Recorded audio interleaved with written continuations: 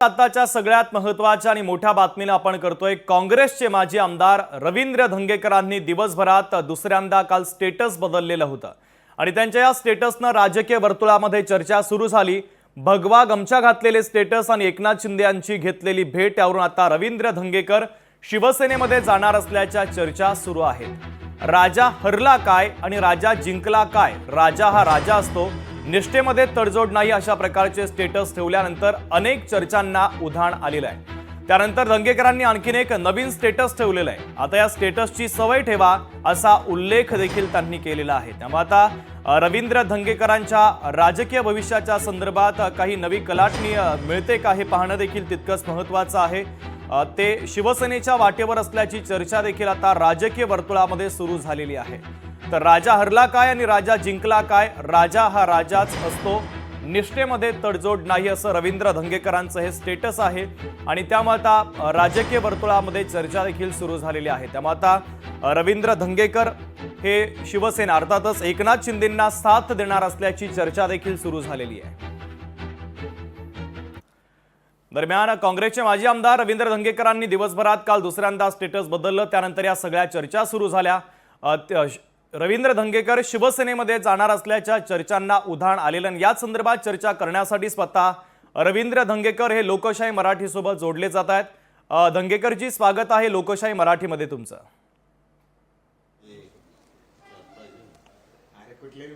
बोला रवींद्रजी, राजा हरला काय आणि राजा जिंकला काय? राजा शेवटी राजा असतो, निष्ठेमध्ये तडजोड नाही, तुमच्या स्टेटसचा माध्यमांनी काय अर्थ काढायचा? ह्याच्यामध्ये परवा 19 तारखेला शिवजयंती होती। बरं, आणि शिवजयंतीमध्ये अनेक सेनापती छत्रपती शिवाजी महाराजांबरोबर लढले, तर त्यांच्या वंशजांचे रथ पुणे शहरामध्ये शिवजयंती दिवशी निघत असतात। आणि त्या दिवशी मी आपलं दरवर्षीप्रमाणे चहा पाण्याचा कार्यक्रम, येणाऱ्या शिवभक्तांना जेवण आणि असं भोजनाचा कार्यक्रम चालू असतो। आणि त्या दिवशी सगळे कार्यकर्ते होते, मी होतो, लाल महालामध्ये गेलो, छत्रपतींचं दर्शन घेतलं, जिजामातेचं दर्शन घेतलं आणि मग तिकडं मोपलरी बिपलरी गाळ्यामध्ये एकमेकांच्या टाकतातच। आणि तो प्रथाच आहे की छत्रपतींचा वाढदिवस म्हटलं, जयंती म्हटल्यानंतर आपल्याला ते सगळं आपण करतोच। आणि ते आज करत नाही, गेली 40 वर्ष मी त्या टायमाला शिवजयंतीचे 2-3 रथ निघायचे, त्यावेळेला मी रथ काढायचे। म्हणजे इतकं छत्रपतींबद्दल त्यांचे विचार आपल्याला भिनलेले असल्यामुळे आपण काम करतो। आणि माझे हे काय फोटो भगवा टोपी घातलेले, भगवा मोपला टाकले नवीन आहेत। मी काँग्रेसमध्ये आमदार असताना सुद्धा मी प्रभू रामचंद्राच्या मंदिराचे मी कार्यक्रम केलेला, माझ्यावर टीका बी झाली पक्षातल्या काही लोकांची, पण माझा धर्म पाहिला आणि नंतर मी दुसऱ्या धर्माचा मी आदर करणारा कार्यकर्ता आहे। मानवता हा माझा संविधानाने दिलेला मानवतावाद आपला आहे आणि मानवतावाद कुठल्या जाती धर्माचा आला तरी त्याची सेवा करणे आपलं कर्तव्य, तो करणार आहे। पण भगवा गळ्यात टाकणं हा काही गैर नाही। तो धर्म आपलं हिंदू धर्माचं प्रतीक आहे, वारकरी संप्रदायाचं प्रतीक आहे, छत्रपतीचं प्रतीक आहे। आणि ते काय कोणाला आपण काय आंदन दिलं नाही किंवा कोणाला दिलं नाही, ते आपलं जर आपण आपल्या गळ्यात घातलं तर त्याच्यामध्ये कधीच रवींद्रजी, असं देखील बोललं जातंय काँग्रेस पक्षामध्ये तुम्ही नाराज आहात, कारण आगामी महानगरपालिकेच्या निवडणुका डोळ्यासमोर ठेवता काँग्रेस पक्षानं पुण्यामध्ये विभागवार जी जबाबदारी दिलेली आहे त्यामध्ये तुमच्यावर जबाबदारी देण्यात आली नाही, अशी देखील सूत्रांची माहिती आहे। काँग्रेसमध्ये तुम्ही नाराज आहात, या चर्चा देखील सुरू। काय सत्य आणि काय तथ्य? काँग्रेसमध्ये तुम्ही खरंच नाराज आहात का? बघा, आपण बघितलं असेल लोकसभेला हे सगळे ज्येष्ठ नेते होते, यांच्यावर जबाबदारी दिली, विधानसभेला बी यांच्यावर जबाबदारी दिली आणि आता महानगरपालिकेला बी यांच्याकडे जबाबदारी दिली। तर जेव्हा पक्ष काम करत असतो तेव्हा त्यांना काही माहिती पाहिजे असते, काही कशा पद्धतीने निवडणुका लढवल्या पाहिजेत आणि काय अनेक निवडणुकीचे काय अडचणी आल्या असतात, त्याचे सगळे विचार विनिमय त्यांच्याकडून घेऊन ते पक्ष पुढे ते रन करत असतात। मग त्याच्यावर त्याची पॉलिसी ठरवली जाते आणि ते ठरवत असतात, त्यात काय गैर नाही। आणि त्याच्यामध्ये मला घेणं नाही घेणं तर पूर्वी नव्हतं ना, आत्ताही मी नाही, पण मी एक कार्यकर्ता, ते कधी माझ्यावर जबाबदारी देऊ शकतात। आणि ती जबाबदारी तुम्ही बघितलं असेल की ज्या मला लोकसभेचं त्यांनी उमेदवारी दिली, विधानसभेची आणि ह्याच्या पुढे काहीतरी देऊ शकतात ते मला. त्यामुळे काय मी त्यांच्यावर नाराज नाही, कारण शेवटी पक्ष चालवायचा, सगळ्यांना पक्षामध्ये संधी दिली पाहिजे, सगळ्यांना मान दिला पाहिजे, सन्मान दिला पाहिजे. ती पक्षाची एक पक्षाचा अजेंडा असतो, तो राबवायला पक्षाला लागतो. त्यामुळे त्यात मी काय नाराज व्हायचं काय हे नाही, कारण पक्षाने मला भरपूर दिले, त्यामध्ये काय. रवींद्रजी, नक्कीच एखाद्या नेत्यासाठी राजकीय भविष्य हे अत्यंत महत्त्वाचं असतं. गेल्या 1-2 महिन्यांपासून आम्ही पाहतोय शिंदेच्या शिवसेनेतील नेत्यांसोबत तुमची जवळीक वाढल्याचं दिसतंय. जानेवारी महिन्यामध्ये गुरुवारचा दिवस होता, तुम्ही एकनाथ शिंदेंची भेट घेतली होती. त्यानंतर उदय सामंतांची तुमची देखील चर्चा झालेली आहे. काय नेमकी उदय सामंत आणि तुमच्यामध्ये नेमकी काय चर्चा झाली? बघा, मुख्यमंत्री एकनाथ शिंदे साहेब होते आणि मी आमदार होतो. त्यावेळेला मी महानगरपालिकेचे अनेक कर्मचारी लोकांचे प्रश्न होते आणि त्यांनी त्यावेळेला भेटून त्यांच्याकडनं कामं सांगितली, त्यांनी करून देण्याचाही प्रयत्न केला. शिक्षण मंडळाची बी लोक होती, त्यांना परमनंट केले. घाण भत्त्याचा कर्मचाऱ्यांचा विषय होता, त्यावेळेला मी सचिवांना भेटलो, त्यांनाही भेटलो, त्यांनी मदत केली. आणि अनेक अजून प्रश्न आहेत प्रलंबित, त्याच्यासाठी मी 2-3 वेळा भेटलो. आणि माझी काय वैयक्तिक काम होती, त्यासाठी मी काही लपून गेलो नव्हतो, कॅमेऱ्यातूनच गेलो आणि कॅमेऱ्यातूनच भेटलो. तुम्ही मला पाहिलं असेल, त्यावेळेला मी काही लपून गेलो नाही आणि शासकीय निवासाने त्यांना भेटलो. आणि त्याच्यामुळं काम असल्यामुळं भेटलो आणि ते मग काम करून द्यायला दिलं त्यांनी. मग आपल्याला आणि माझे काय आजचे ते मुख्यमंत्री म्हणून त्यांची माझी ओळख नाही. मी पूर्वी शिवसेनेत होतो, त्यावेळेला त्यांच्याबरोबर काम करणं, म्हणजे मी जरी छोटा कार्यकर्ता असलो तरी त्या काळामध्ये त्यांना भेटायचा बी संपर्क यायचा. आजही येतो, उद्या येणार आहे आणि भेटणं काही गैर नाही. शेवटी लोकशाहीमध्ये एकमेकाला भेटतातच सगळे आणि भेटणं तर काही गैर नाही. मात्र रवींद्रजी, याचा अर्थ आम्ही काय काढायचा? काँग्रेसमध्ये तुम्ही आहात, शिंदेंची भेटीगाठी घेतायत आणि तुमची कामं होत आहेत, त्यामुळे आता शिवसेना पक्ष तुम्हाला जवळचा वाटू लागलाय का? नाही, विषय असा की मी मागच्या आठवड्यात अजितदादांना बी भेटलो, त्यांच्याही माझ्या कामाची पुण्यातले काही कामं होती, ती बातमी नाही झाली. पण आता ही शिंदेची बातमी झाली. पण परवा तो छत्रपतींची जयंती होती, तो एक स्टेटस चांगला फोटो आला लय दिवसांनी. मधल्या काळामध्ये मी बॅरेटिक ऑपरेशन केलं आणि त्याच्यामुळे माझा चेहरा बिरा आकसलेला होता. आता जरा थोडं माझी तब्येत चांगला फोटो आला, मलाही आवडला, मी टाकला असं. त्याच्यामध्ये काय वेगळं पण नव्हतं. पण ते आता काय झालं ते कळलं नाही, ते प्रेसला गेल्यामुळं त्याची बातमी झाली. रवींद्रजी, उद्योगमंत्री उदय सामंत हे लोकशाही मराठीच्या ग्लोबल महाराष्ट्र या कार्यक्रमात मान्यवर होते. त्यांनी मुलाखतीच्या दरम्यान एक अत्यंत महत्त्वाचं आणि सूचक विधान केलं होतं की एक मोठा नेता हा ऑपरेशन टायगरच्या माध्यमातून आमच्या पक्षामध्ये येणार आहे.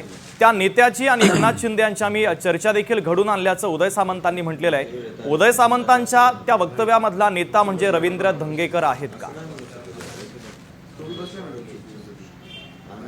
नाही, आता पुणे शहरामध्ये अनेक लोक आहेत, मी एक छोटा कार्यकर्ता आहे, अनेक लोक आहेत पुणे शहरामध्ये आणि त्यांचे संपर्क आहेत. आता शेवटी ते मंत्री आहेत आणि ते त्यांचा पक्ष वाढण्यासाठी सगळ्यांना भेटत आहेत आणि मला तर माझे तर संबंध आहेत, मी कधी त्यांना भेटतो, कारण कामानिमित्ताने पूर्वी भेटलो, आत्ताही भेटलो, काही कार्यक्रमात एकत्र आम्ही आलो. आणि अनेक लोक आहेत. आता काय पुणे शहरात मी एकटा नेता आहे का? मी कार्यकर्ता आहे, मी कधी मला नेता म्हटलंच नाही, त्यामुळे तो प्रश्नच येत नाही. बरं रवींद्र धंगेकरजी, महत्त्वाचा विषय असा आहे की तानाजी सावंत हे शिंदेच्या शिवसेनेचे पुण्यातील एक मोठे नेते आहेत. मात्र अनेक कारणांमुळे ते सध्या वादाच्या भोवऱ्यात सापडलेले आहेत. एकनाथ शिंदेच्या शिवसेनेला एक मोठा चेहरा देण्याचा प्रयत्न शिंदेच्या माध्यमातून केला जाऊ शकतो का? आणि तो चेहरा रवींद्र धंगेकर असू शकतात का? नाही, अजून मी परत एकदा सांगतो की मी त्यांच्याशी अजून असे माझी चर्चा झाली नाही. पण मी काल ते स्टेटसवरनं तर एवढा धुमाकूळ झालाय काल आणि त्यात तुमच्याकडे सगळीकडे बातम्या लागल्यात. तर आता सगळीकडे अशी चर्चा झाली की मी शिवसेनेत चाललोय का काय. आणि मी माझ्या कार्यकर्त्यांशी बोलतो. आज माझा लग्नाचा वाढदिवस आहे आणि त्यामुळे आज मी कोणाला भेटणार नाही. मी काय माझ्या घरी जरा थोडा वेळ देणार आहे. उद्या माझी महानगरपालिका आयुक्त आणि कलेक्टरांची वेळ आहे. 1-2 दिवसांनी मी कार्यकर्त्यांशी बोलणार आहे. माझ्या मागं जो मतदार आहे, ते जे प्रमुख लोक आहेत त्यांच्याशी बोलणार आहे. हे चाललंय, ह्याला काय आता ह्याला कशा पद्धतीने उत्तर दिलं पाहिजे आणि कशा पद्धतीने ह्याला आता बोललं पाहिजे. आता 1-2-3 दिवसांनी माझी बैठक होईल कार्यकर्त्यांची आणि मी बोलत राहीन तुमच्याशी. म्हणजे रवींद्रजी, तुम्ही थेट बातमी देता 1-2 दिवसानंतर कार्यकर्ते पदाधिकाऱ्यांसोबत तुम्ही चर्चा करणार आणि राजकीय भविष्याच्या संदर्भातला महत्त्वाचा निर्णय घेणार का? नाही, आता परत एकदा सांगतो की मी तेच सांगणार आहे सगळ्यांना की काँग्रेस पक्ष का सोडायचा आपण आणि काय काँग्रेस पक्षात तुम्हाला का अडचण वाटते. कारण नुसती बातमी आली तर एवढे फेसबुक आणि स्टेटस आणि एवढे कार्यकर्ते. रवींद्रजी, आम्ही गेल्या अनेक दिवसांपासून आता मला असं पाहतोय, वाटतं की आधी कार्यकर्त्यांची काँग्रेसमध्ये दिशा सक्रिय असलेले रवींद्र धंगेकर आता काँग्रेसमध्ये असक्रिय दिसतात. नाही, गेली 2 महिने मी विधानसभा झाल्यानंतर माझी बरीच कामं पेंडिंग राहिली होती. कारण 30 वर्ष कधी घराकडे लक्ष दिलं नव्हतं, कुटुंबाकडे लक्ष दिलं नव्हतं आणि माझी थोडी कामं बरीच राहिली होती. ती 2 महिने म्हणजे मी लोकांना माझ्या ऑफिसला मी बसलेलोच असतो. तुम्ही आजही चाला की माझ्या ऑफिसला सकाळी 10 ते 12, 1, 2 वाजेपर्यंत लोकांना भेटतो. फक्त प्रेसपासून जरा थोडं लांब होतं कारण जरा थोडं मी मला स्वतःलाच वेळ देत होतो, कुटुंबाला देत होतो. पण आता येणाऱ्या काळामध्ये 1 महिना 15 दिवसात परत मी तुम्हाला आहे तसंच दिसत परत. आणि तसं मी लोकांच्या सुखदुःखाला आहेच की लोकांच्या घरी जातोय, येतोय, लग्न आहे, बाकीच्या दुःखाच्या गोष्टीलाही जातोय आणि सगळीकडे जातोच आहे. फक्त आता तुम्हाला जी मला 2 वर्ष सवय झाली टीव्ही मध्ये बघायची सारखी, तेवढीच आता थांबलेली. बाकी ते चालू रवींद्रजी, करूया. महत्त्वाचा मुद्दा असा आहे की ज्यावेळेस जानेवारीमध्ये तुम्ही श्री एकनाथ शिंदेंची भेट घेतली होती, त्यानंतरच तुम्ही शिवसेनेच्या वाटेवर असल्याच्या चर्चा देखील सुरू झाल्या होत्या. मात्र तेव्हापासून हा पक्षप्रवेश थांबलाय का? अजितदादांची राष्ट्रवादी आणि भारतीय जनता पक्षाच्या नेत्यांचा तुमच्या शिंदेंच्या शिवसेनेमधील पक्षप्रवेशाला विरोध आहे का? मी अजून माझंच निवड नाही केली तर विरोधाचा संबंधच येत नाही. आणि शेवटी माझा निर्णय हा त्याला विरोध तर होणार. शेवटी दंगेकर कार्यकर्ता आहे ना, मग दंगेकरला विरोध नाही आला तर दंगेकर कुठला मग. मात्र रवींद्रजी, पुढे महानगरपालिकेच्या निवडणुका आहे आणि या निवडणुकांमध्ये रवींद्र धंगेकरांची भूमिका पुण्यातील सगळ्याच राजकीय पक्षांसाठी महत्त्वाची आहे. नाही, मी नम्रतेने तुमच्याशी बोलतो की पुणेकर चाणाक्ष आहेत, त्यांना सगळं दिसतंय. पण मधल्या काळामध्ये निवडणूक यंत्रणा ज्या पद्धतीने राबवली गेली त्याच्यामुळं कार्यकर्त्यांना थोडं खच्चीकरण होतंच, प्रश्नच नाही. कारण लोकसभा पुण्याची गेली, विधानसभा सगळ्याच गेल्या आणि मग कार्यकर्त्यांचा एक विचार असतो की त्यांनाही मनात असतं की आपल्याला नगरसेवक व्हायचं, आपल्याला काहीतरी पदाधिकारी व्हायचं. आणि अशा पद्धतीनं निवडणुका हायजॅक केल्या जायला, आर्थिक असेल, शारीरिक असेल, गुन्हेगारी असेल, यंत्रणा असेल, या सगळ्यांचा राबता ठेवल्यामुळं कार्यकर्त्यांची मनातलं थोडं बिचल होती, ही वस्तुस्थिती आहे. पण ते आता धीर देण्याचं काम आम्हाला करावं लागेल. कार्यकर्ते म्हणून त्यांच्यावर उभं राहावं लागेल. बरं, आणि येणाऱ्या काळामध्ये कार्यकर्त्यांना न्याय कसा मिळेल, त्यांच्यावर कसं उभं राहता येईल हे आता बघावं लागेल. रवींद्रजी, हा सगळा चेंडू तुम्ही कार्यकर्त्यांच्या कोर्टामध्ये ढकलत आहात. कार्यकर्त्यांची जर इच्छा असेल पक्षबदल करण्याची तर रवींद्र धंगेकर शिवसेनेमध्ये पक्षप्रवेश करणार का? आता ह्याच्यामध्ये मंगळवारी बुधवारी मी बोललो ना की त्यांच्याशी बोलतो की काय तुम्हाला अडचण आहे, कशामुळे तुम्ही बरेच कार्यकर्ते आता पक्षीय कार्यक्रमाला बी दिसत नाहीत, लोक येत नाहीत आणि हे सगळं आता धीर द्यायची वेळ आली कार्यकर्त्यांना. आणि आता बोलतोय त्यांच्याशी, बघू आता त्यांच्यावर बोलून काय त्यांच्या मनातलं जरा विचारलं पाहिजे.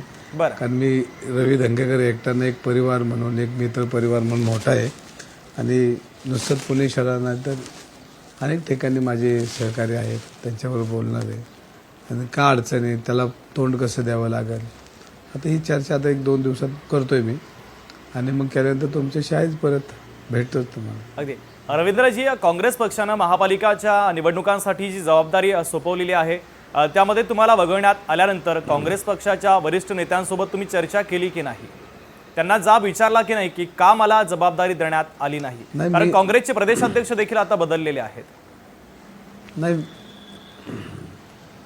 विषय असा आहे की मी नाराजच नाही तर विचारणार काय. माझी जबाबदारी मला माहिती की मी काय केलं पाहिजे आणि ती मी 100% राबवण्याचा प्रयत्न करत. शेवटी पद असलं की माणूस अडकून जातो, पण माझी सवय तुम्हाला एक सांगतो हो हो की मला जनतेत जाऊन काम करायला आवडतं. पदं घेतल्यानंतर माणूस एका टप्प्यातच काम करतो आणि कार्यकर्ता म्हणून तो कुठेही काम करतो. म्हणजे त्याला कुठेही जाता येतं, कुठेही बसता येतं, कुठेही विचार ऐकावे लागतात. पद आल्यानंतर त्याला अनेक चौकटीतून काम करावं लागतं. पण मी उलट अजिबात नाराज नाही, कारण मी म्हणजे काँग्रेसच्या 30 चौकटीमध्ये तुमची वर्षाच्या घुसमट होते का? पदही- काँग्रेसच्या चौकटीमध्ये तुमची घुसमट होते का रवींद्रजी? नाही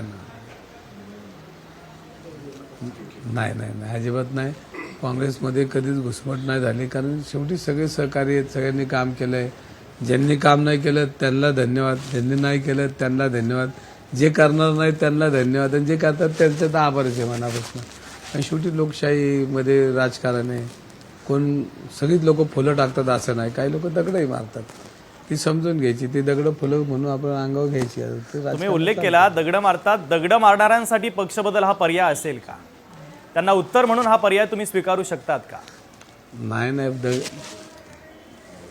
तुम्हाला सांगतो, दगड मारतात ती फुलं म्हणून आपण अंगावर घेतलीच नाही, त्यामुळे काय पक्षाचा विषय नाही. मात्र मध्यंतरी उदय सामंतांच्या सोबतचा एक फोटो व्हायरल झाला होता. तुमच्या मुलाचा काहीतरी वाढदिवस होता आणि त्याला उदय सामंतांची उपस्थिती होती. त्यावेळेस काही महत्वाची चर्चा दोघांमध्ये झाली आहे का? आम्ही फॅमिली सगळे एकत्र एका हॉटेलमध्ये होतो बरं. हो आणि तिकडं ते आले होते आणि त्यांच्यामुळे त्यांनी केक आपला, शेवटी ते माणूस कुटुंबिक नाते असतात ना, ती काही राजकारणात आम्ही वेगवेगळे असलो तरी काही मित्र असतात ना, त्यांचे मित्र तर कायम असतात. माझे अनेक मित्र सगळ्या पक्षात आहेत आणि कुटुंबाची नाती आहेत माझी. तुम्ही बघितलं असेल राजकारणामध्ये अनेक माझे मित्र आहेत. मित्र म्हणून यावंच लागतं. शेवटी राजकारण हा पार्ट एका बाजूचा आणि मैत्रीत्वाचा पार्ट एका बाजूला. शेवटी सगळ्यांची गरज आपल्याला लागतीच नाही. आपण माणूस आहे, काही बी आपल्याला कधी कुठली गरज लागते त्यावेळी आपण एकमेकाला मित्र म्हणून धावून येतो. रवींद्रजी, तुम्ही सातत्यानं सोशल मीडियावर नेहमी ॲक्टिव्ह असतात, म्हणून एक प्रश्न विचारावा वाटतो. गेल्या अनेक दिवसांपासून सोशल मीडियावरच्या शुभेच्छा असेल, कोणाच्या पुण्यतिथीच्या निमित्तानं केलेलं अभिवादन असेल, या सगळ्यामध्ये जे पोस्टर असतात तुमचे सोशल मीडियावर, त्यामध्ये काँग्रेसचा उल्लेख हा वगळला जातोय सातत्यानं. गेल्या 2-3 महिन्यापासून आमचं हे एक निरीक्षण आहे. याचा अर्थ आम्ही कसा काढायचा? नाही, विषय असा आहे की काँग्रेस पक्षाचा मी माजी आमदार आहे, काँग्रेस पक्षाचा सदस्य आहे आणि काही अशी पोस्टर असतात की तिथं पक्षीय राजकारण करता येत नाही. शेवटी आपल्याला काही गोष्टी एखाद्याचं अभिवादन करतात, तिथं पक्षीय राजकारण न करता रवी धंगेकर काँग्रेसचा हे माहिती नाही. आता हे निमित्त होतंय की चिन्ह नाही. बरं, हे आमच्या पक्षाची भाषा आहे काही लोकांची, त्यात तुम्हाला ती पोचलेली दिसते. रवींद्रजी, पुढचा मुद्दा असा आहे, तुमच्यापर्यंत बातम्या आलेल्या असतील. शिवसेनेच्या वतीनं महाराष्ट्रामध्ये ऑपरेशन टायगर राबवलं जातं. या ऑपरेशन टायगरचा एक भाग रवींद्र धंगेकर होऊ शकतात का? परत एकदा सांगितलं मी तुम्हाला की मी सगळ्या कार्यकर्त्याशी आता बोलणार आहे आणि तुम्हाला अडचणी काय आहेत त्या बोललं पाहिजे. कारण काल एक ट्विट आलं, आपलं स्टेटस आलं, तर त्याच्यावर एवढी बातमी झाली, तर ते चर्चा करतो. आणि मी 2 दिवसांनी तुमच्याशी रवींद्रजी, तुम्ही स्पष्ट सांगत नाहीये, म्हणजे तुम्ही स्पष्ट सांगत नाहीये, म्हणजे राजकीय भविष्याच्या संदर्भातला तुम्ही काहीतरी ठोस निर्णय घेतलेला आहे हे आम्ही धरून चालतो. कार्यकर्त्यांसोबत चर्चा केल्यानंतर 2 दिवसांनी रवींद्र धंगेकर आपला महत्त्वाचा निर्णय जाहीर करणार आहे. रवींद्रजी, शेवटचा प्रश्न. महाशिवरात्रीचा मुहूर्त तोंडावरती आहे आणि या महाशिवरात्रीच्या मुहूर्तावर रवींद्र धंगेकर आम्हाला दुसऱ्या पक्षामध्ये दिसतील का? नाही, असं काय नाही. मी तुम्हाला म्हटलं ना, मी तुमच्याशी बोलतोय हो, आणि बोलून तुम्हाला मी आता रोजच आता प्रेसशी बोलतोच आहे. कारण आज ते पुण्याचे खासदार मुरली मोहोळांनी त्या पोलिसांच्या विरुद्ध बोलले, हो, हो. तर त्याच्यावर मी आता ट्विट केलंय की आता पुणे शहराच्या साठी बोलावंच लागणार. आणि रस्त्यावर आहेच, मी उद्यापासून आहेच. फक्त माझं काम संपलं आता, माझी कौटुंबिक कामं संपवत आणि आता उद्यापासून आहे, परत रोडवरच आहे. अगदी. रवींद्रजी, 2 दिवसांचा अवधी तुम्ही दिलेला आहे. 2 दिवसांनी पुन्हा भेटू असं देखील म्हटलेलं आहे. आशा करतो 2 दिवसानंतर पुन्हा लोकशाही मराठीसोबत तुम्ही संवाद साधाल आणि तुमची राजकीय भूमिका स्पष्ट कराल. कार्यकर्त्यांसोबत तुम्ही बोलून निर्णय घेणार आहात, तो निर्णय नेमका कसा असेल लोकशाही मराठीच्या माध्यमातून महाराष्ट्राला समजेलच. रवींद्रजी, धन्यवाद. तुम्ही लोकशाही मराठीसोबत संवाद साधला आणि अनेक महत्त्वाचे खुलासे या ज्या सगळ्या चर्चा सुरू आहेत त्या संदर्भात केले. पुन्हा एकदा तुम्ही लोकशाही मराठीसोबत संवाद साधला त्याबद्दल धन्यवाद. लोकशाही मराठी ऐका, पहा, जागरूक रहा.